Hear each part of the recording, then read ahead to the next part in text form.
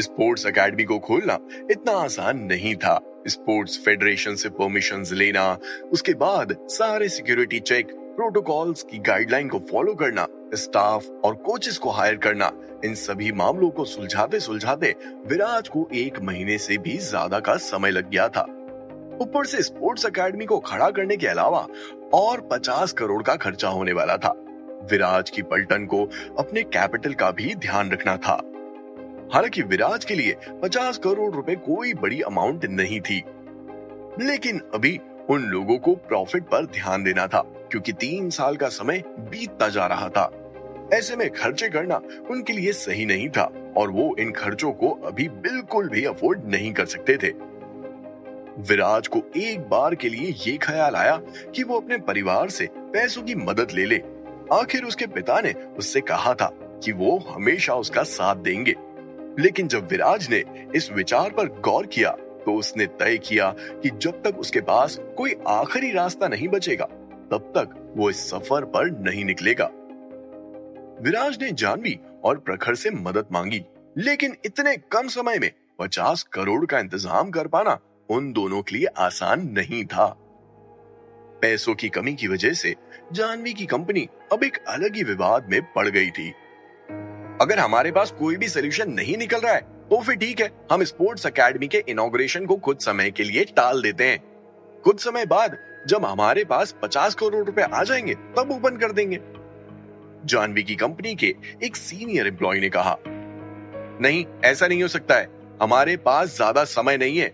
हमें कम से कम समय में हमारी कंपनी को बड़ा करना है और उस स्पोर्ट्स एकेडमी को अभी नहीं खोला तो फिर प्रॉफिट कब आएगा?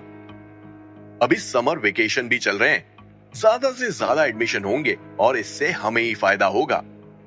विराज ने तुरंत ही उस सीनियर एम्प्लॉय के उस डिसीजन को रिजेक्ट कर दिया था। ये नहीं हो सकता, वो नहीं हो सकता। अगर ऐसा है तो हम लोगों से राय ही क्यों ली जाती है? हम जो कुछ भी कहेंगे आखिर में फैसला तो आप लोगों को ही लेना है, तो हमें इस मीटिंग में आखिर बुलाया ही क्यों जाता है? जानवी की कंपनी के एक और एम्प्लॉय ने अपनी आवाज उठाते हुए कहा। उस एम्प्लॉय की बात सुनते ही विराज ने बोलना शुरू किया, ऑफ कोर्स तुम लोगों के सजेशन यूजलेस नहीं है, लेकिन वो सजेशन रीजनेबल भी नहीं है। हमें सिर्फ इमोशंस और फीलिंग्स के साथ ही काम नहीं करना है, बल्कि हमारे दिमाग में मोटिव को पूरा करने का लक्ष्य होना चाहिए। हम समय पर अपने फैसले नहीं छोड़ सकते हैं क्योंकि हमारे पास समय ही तो नहीं है। अच्छा, अगर ऐसी बात है तो मुझे लगता है कि हमारे बॉसेस हमसे ज्यादा स्मार्ट हैं। वो खुद इस प्रॉब्लम का सलूशन निकाल सकते हैं। हमें इस सब लफड़ों में क्यों इन्वॉल्व किया जाता है? विराज की बात सुनने के बाद भी उस एम्प्लॉय का मन नहीं भरा था और उसने फिर से अपना मुंह खोलते हुए विराज के सामने अपनी बात रख दी थी। जब जानवी ने अपने एम्प्लॉय की उन हरकतों पर गौर किया तो जानवी तुरंत ही गुस्से से तिलमिला गई थी। हे, तुम विराज से आर्ग्यू क्यों कर रहे हो? अगर तुम्हें लगता है कि तुम विराज से ज्यादा कैपेबल हो तो कुछ अच्छा आइडिया दो, लेकिन अगर तुम्हें ऐसे ही बर्ताव करना है तो तुम कंपनी छोड़कर जा सकते हो। मैं तुमसे पहले भी कई बार कहा है कि हमें जल्दी से जल्दी उस स्पोर्ट्स एकेडमी को खोलना है। भले ही हमारे पास उसे खोलने के लिए पैसे नहीं है, लेकिन उसके बाद भी हमें उसे खोलना ही होगा। विराज के लिए ये सारी बातें कोई मायने नहीं रखती थी क्योंकि उसका पूरा ध्यान अभी सिर्फ और सिर्फ स्पोर्ट्स एकेडमी को खोलने में लगा हुआ था। एक तरफ जब जानवी अपने एम्प्लॉय को समझा रही थी तो दूसरी तरफ विराज का दिमाग दुरंतो एक्सप्रेस से भी तेज भाग रहा था। जैसे ही जानवी ने बोलकर खत्म किया वैसे ही विराज के दिमाग में एक आइडिया आया। प्रॉब्लम सॉल्व, हम पैसे उधार लेंगे, विराज ने एक्साइट होते हुए कहा। विराज के मुंह से निकले उन शब्दों को सुनकर सभी को ऐसा लगा जैसे मानो वो किसी सपने की दुनिया से बाहर आए हों। एकदम सही बात है, सभी अपना अपना दिमाग दौड़ा रहे थे, लेकिन किसी के भी दिमाग में लोन लेने वाला ख्याल नहीं आया था। अगर सही मायनों में कहें तो विराज के लिए लोन लेने में कोई तकलीफ नहीं थी। अगर विराज अपनी आइडेंटिटी डिस्क्लोज करेगा तो उसे जितना भी पैसा चाहिए लोन के तौर पर आसानी से मिल जाएगा।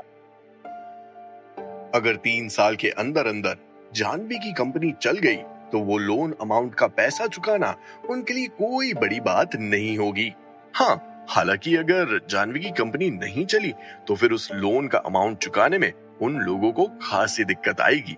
लेकिन अगर ऐसी सिचुएशन आई भी तो फिर विराज के परिवार वाले उसके कब काम आएंगे? आखिर वो जिंदल परिवार का उत्तराधिकारी था। भले ही उसे जिंदल परिवार के पैसों से कोई मतलब नहीं था, लेकिन यहाँ तो वो एक मिशन पर था और ऐसे में वो अपने पिता से खुलकर मदद भी ले सकता था। इसीलिए विराज को लोन लेने में कोई मुश्किल नहीं दिख रही थी। जैसे ही फंड्स का मैटर सॉल्व हुआ, वैसे ही स्पोर्ट्स एकेडमी के दूसरे मैटर्स के ऊपर भी जोरों शोरों से चर्चा शुरू हो गई थी। 15 दिन के अंदर अंदर मुंबई स्पोर्ट्स एकेडमी को खोलने का डिसीजन ले लिया गया था। अगले ही दिन विराज और जाह्नवी लोन लेने के लिए रॉयल बैंक ऑफ मुंबई पहुंच गए थे। जैसे ही बैंक के स्टाफ को पता चला कि विराज को 200 करोड़ रुपए का लोन चाहिए, तो वो एकाएक शॉक्ड रह गए थे। एक जवान लड़के का इस तरह 200 करोड़ रुपए का लोन सैंक्शन करवाना कोई आसान बात नहीं थी। सभी को विराज को देखकर शक होने लगा था। हालांकि जब बैंक वालों के सामने विराज ने अपनी आइडेंटिटी डिस्क्लोज की, तो वो लोग और भी ज्यादा सरप्राइज्ड हो गए थे। मुंबई शहर के सबसे अमीर परिवार कहे जाने वाले जिंदल परिवार के लड़के को 200 करोड़ रुपए का लोन चाहिए था, बस 200 करोड़। आखिर जिंदल परिवार में ऐसी भी क्या मुश्किल आ गई थी कि उनके पास 200 करोड़ रुपए भी नहीं थे। शक के बादल अब और भी ज्यादा गहराते जा रहे थे। वाकई में ये तो सोचने वाली बात थी कि मुंबई शहर की सबसे रिच फैमिली के लड़के को 200 करोड़ रुपए के लोन चाहिए थे। सभी स्टाफ वाले पजल्ड भी थे और साथ ही साथ कंफ्यूज्ड भी। खैर, वो अलग बात है कि बैंक वालों को विराज की एबिलिटी पर कोई शक नहीं था। उन्हें यकीन था कि विराज वो लोन जल्दी चुका देगा। इसीलिए तुरंत ही विराज के 200 करोड़ रुपए के लोन अमाउंट को सैंक्शन कर दिया गया था। वैसे तो विराज के पास titanium gold plated black card भी था, लेकिन विराज इस बार उस कार्ड का इस्तेमाल नहीं करना चाहता था। पूरी दुनिया में वो कार्ड सिर्फ कुछ ही लोगों के पास था। जिन लोगों के पास था वो उस कार्ड को लेकर बहुत शो ऑफ किया करते थे, लेकिन विराज सभी से हटकर था। विराज ने आज तक उस कार्ड का कभी गलत इस्तेमाल नहीं किया था और यही वजह थी कि इस बार विराज ने उस कार्ड को काम में नहीं लिया और बैंक वालों से उसे 200 करोड़ रुपए का लोन लेना पड़ा। हालांकि विराज का परिवार उसे खुशी खुशी 200 करोड़ रुपए दे देता, लेकिन विराज को अपने पिता से भी कोई मदद नहीं चाहिए थी। वो अपने दम पर इस बार खुद कोशिश करना चाहता था और एक पड़ाव भी पूरा हो गया था। 10 से 12 दिन बाद मुंबई स्पोर्ट्स एकेडमी का इनॉग्रेशन किया गया। साथ ही साथ लोगों को अट्रैक्ट करने के लिए इस बार भी उन्हें स्पोर्ट्स एकेडमी की पब्लिसिटी करने की जरूरत थी। विराज जिंदल की पलटन जल्दी एक प्लान के साथ तैयार नजर आई। स्पोर्ट्स एकेडमी खुलने के 10 दिन के अंदर अंदर जो कोई भी पूरे साल का कोई भी प्लान लेगा तो उस पर फ्लैट 30% का डिस्काउंट रखा गया था। ये उन लोगों के लिए था जो स्पोर्ट्स में अपना करियर बनाना चाहते थे। वो लोग जिन्हें सिर्फ शौकिया तौर पर स्पोर्ट्स खेलना पसंद था, जो स्विमिंग करते हुए बियर और वोडका का आनंद लेना चाहते थे, उन्हें एनुअल प्लान पर 20% का डिस्काउंट देने की बात कही थी। इस तरह की स्कीम जाह्नवी की कंपनी के लिए सोने पर सुहागा साबित हुई। बहुत सारे लोगों ने तरह तरह के एनुअल प्लान्स लिए। 10 दिन बाद जब ये स्कीम बंद हो गई तो भी मुंबई स्पोर्ट्स एकेडमी में लोगों की भीड़ कम नहीं हुई थी और अब लोग पूरा पैसा देकर भी प्लान्स खरीद रहे थे। स्पोर्ट्स एकेडमी का बिजनेस अपनी पूरी पकड़ बना चुका था। स्पोर्ट्स एकेडमी के बढ़ते हुए बिजनेस को देखकर सभी लोग बहुत खुश थे, लेकिन सबसे ज्यादा खुश तो विराज जिंदल था। आखिर उसी के इस आइडिया ने तो कमाल किया था। विराज इतना ज्यादा खुश था कि वो सारे काम छोड़कर जुहू बीच की तरफ सनसेट देखने के लिए निकल पड़ा था। आई विश कि मैं हर रोज इसी तरह शहर के शोर शराबे और काम की भागदौड़ से दूर हो जाऊं और हर रोज उगते हुए सूरज को और ढलते हुए सूरज को यूं ही देख पाऊं। कितना अच्छा होगा ये। विराज ने मनी मन अपने आप से कहा। विराज की जिंदगी में काफी भागदौड़ थी और जब उसने शहर की आवाज को कोसों दूर छोड़ते हुए ढलते हुए सूरज को देखा तो उसकी थकान पूरी उतर चुकी थी। बचपन में विराज कई बार जुहू बीच आया था, लेकिन जब विराज ने अपना घर छोड़ा तो उसके बाद से विराज ने कभी भी अपने घर को और जुहू बीच को पीछे मुड़कर नहीं देखा था। घर छोड़ने के बाद विराज अपना पेट पालने में इतना मशगूल हो गया था कि उसके पास सूरज को उगते हुए और ढलते हुए देखने का समय ही नहीं होता था।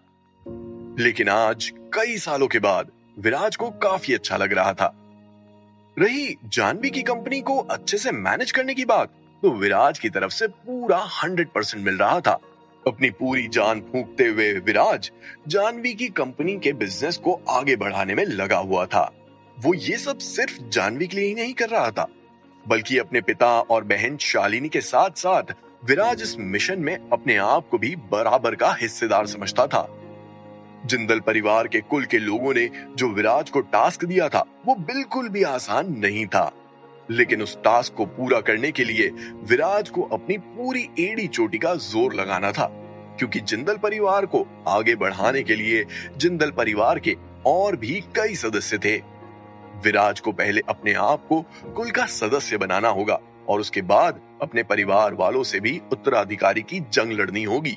और अगर इन सब की बात की जाए तो विराज के लिए आने वाला समय बिल्कुल भी आसान नहीं होने वाला था। जब विराज अपनी जिंदगी के भंवर में उलझा हुआ था और इन्हीं सब चीजों के बारे में सोच रहा था, तब अचानक से उसके कान में एक आवाज आई। अरे, ये तो अपना विराज जिंदल है ना, जो पहले कचरा उठाता था। लगता है आज उसके पास उठाने के लिए कचरा नहीं है, इसीलिए अपनी कचरे वाली जिंदगी के बारे में सोचने के लिए वो बीच पर आया है। इस आवाज को सुनते ही विराज ने पीछे मुड़कर देखा। एक नॉर्मल दिखने वाला लड़का जिसने काफी फैशनेबल कपड़े पहने हुए थे, अपने कान में बड़े बड़े ईयरफोन्स लगाए हुए, मुंह में सिगरेट दबाए, बीट्स पर हल्का फुल्का नाच रहा था।